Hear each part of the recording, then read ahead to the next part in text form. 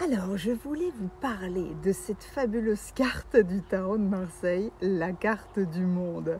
Et ce n'est pas anodin si j'enregistre la vidéo fin août 2022. On a quitté les énergies du lion, mais en fait, c'est tellement puissant les énergies du lion. Et puis surtout, il y a une pleine lune incroyable, le portail 8-8, Sirius, Orion, les énergies du lion. La pleine lune, c'est un axe très particulier entre le lion et le verseau que l'on retrouve dans la pyramide de Khéops en Égypte. C'est le premier axe de la pyramide.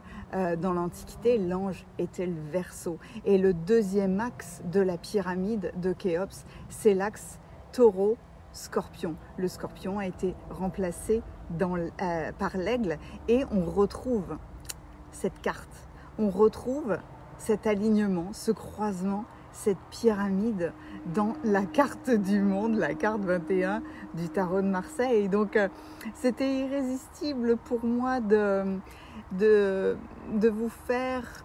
Allez, est-ce que j'arriverai à la décrypter de bout en bout? Pas forcément, parce qu'en fait, il y a tellement de symbolique dans cette carte que parfois ça peut donner le tournis ou des vertiges. Donc, je vais commencer par vous parler du système du tarot de Marseille, parce qu'il évoque 3 étapes du développement pour atteindre une conscience ouverte, un éveil.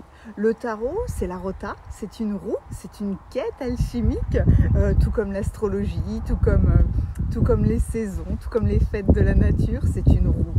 Et là, nous avons 3 paliers de cette carte qui nous accompagnent dans notre évolution.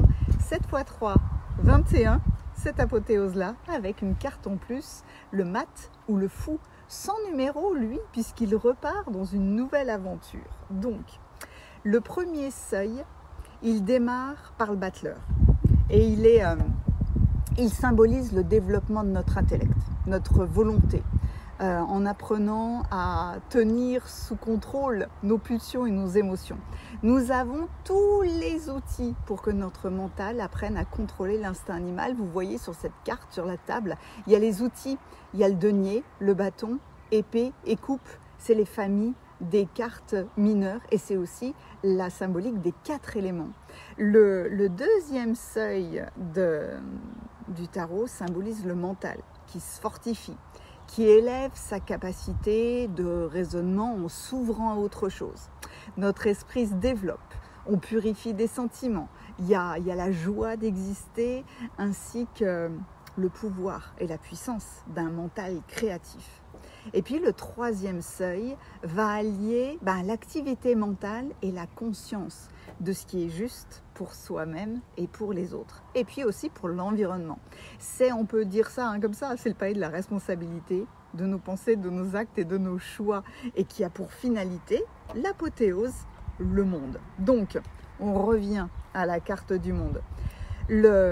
Son nom, son image, le nombre de cet arcane signale un aboutissement, une réalisation de nous-mêmes. À ce niveau, notre pensée créative a agi dans le monde matériel. Pensée et action ont fonctionné, mais parfaitement à l'unisson. D'où le personnage androgyne au centre d'une couronne de laurier. Le laurier, le symbole de la victoire, c'est la plante immortelle qui récompense les héros, les sages.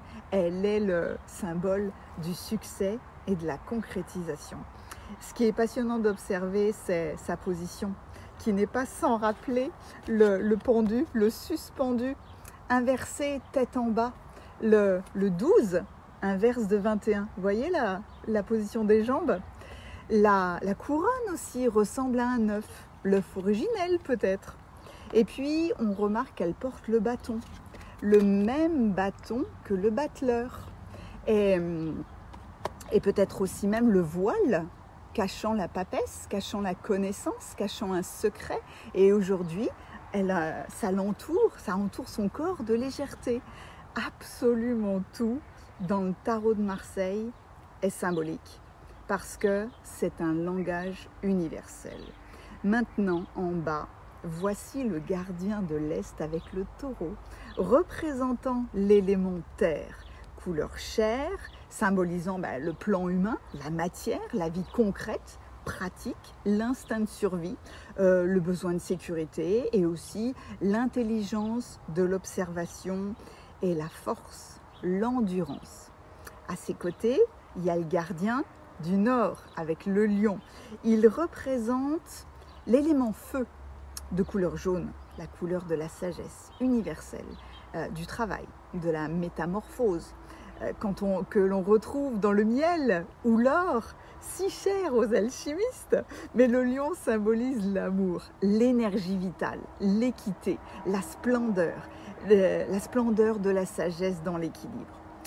En haut, il y a le gardien de l'Ouest, avec l'aigle, qui dans l'Antiquité était un scorpion, représentant de l'élément eau, une vision élevée. L'œil, l'instinct du détective, la pensée intelligente, qui est capable de considérer une vue d'ensemble et le détail. Un aigle aux yeux bleus, aux ailes bleues, symbole de connaissance, de spiritualité et de féminin intérieur. Et à côté de lui, le gardien du Sud avec l'ange, qui était le Verseau dans l'Antiquité, représentant de l'élément air, qui parle de bienveillance, de pureté, d'idées lumineuses, de puissance du sentiment. Un ange aux ailes rouges, symbole de l'énergie, de l'action, de concrétisation, symbole du masculin intérieur. Évidemment, ces couleurs forment un duo contradictoire, complémentaire. J'adore parce que moi je l'appelle la dualité harmonisée. Tout dans cette carte montre l'équilibre, la perfection qui est atteint par la combinaison des 4 éléments. La perfection, voilà une apothéose. Le mot à lui seul caractérise un idéal, une complétude, l'action achevée, l'objectif atteint. C'est pour ça que j'avais très envie de redémarrer mes vidéos avec ce thème. Allons donc voir quel aboutissement vous atteignez.